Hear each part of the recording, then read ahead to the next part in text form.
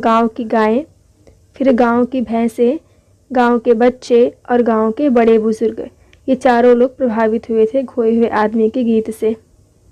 प्रश्न क्रमांक 2 है, उत्तर लिखिए।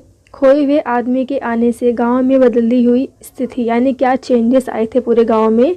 उसमें फर्स्ट आएगा, गायें और भैंसें ज़्यादा दूध देने लगी थी, तालाब मछलियों से भर गए थे, स्त्रियों के विरुद्ध अत्याचार कम हो गए थे और हिंदू मुस्लिम सब मिलकर ईद और दिवाली मनाने लगे थे, यानी आपसी भाईचारा बढ़ गया था। प्रश्न क्रमांक 3 है, ऐसे प्रश्न तैयार कीजिए जिनके उत्तर निम्नलिखित शब्द हो, यानी कि आपको जो ये शब्द दिए गए हैं उसका जो क्वेश्चन है वो चैप्टर में से ढूंढ के आपको बनाना है। फर्स्ट है भविष्यवाणी। अगर आपको याद होगा, जो खोया हुआ आदमी है वो भविष्यवाणी करता था, यानी कि फ्यूचर में क्या होने वाला है वह उन्हें बता देता था। इसका पहला प्रश्न होगा, खोया हुआ आदमी भविष्य में आने वाले संकटों के बारे में क्या करता था, तो इसका आंसर क्या होगा, भविष्यवाणी।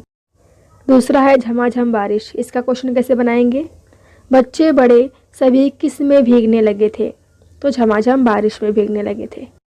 तीसरा प्रश्न क्या होगा, खोए हुए आदमी के गांव में आने से गांव में क्या आ गई, तो उसका उत्तर होगा खुशहाली। चौथा है, किस चीज़ की तेज गंध उस रात में पूरे गांव में फैल गई थी, तो वह है गंधक।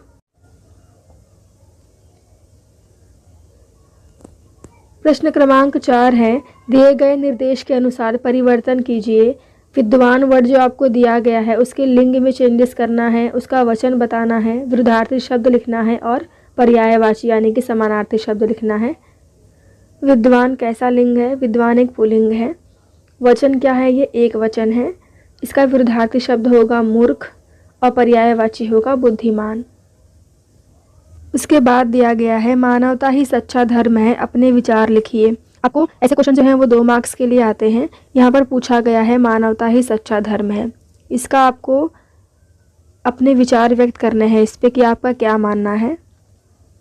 तो इसका आंसर क्या होगा, मानवता शब्द का सरल शब्दों में मतलब होता है मानव की एकता, इंसानियत यानी कि मानवता। हर मानव चाहे वह किसी भी धर्म का हो, किसी भी जाति का हो, किसी भी देश का हो, उसके प्रति हमेशा एक समान भावना रखनी चाहिए।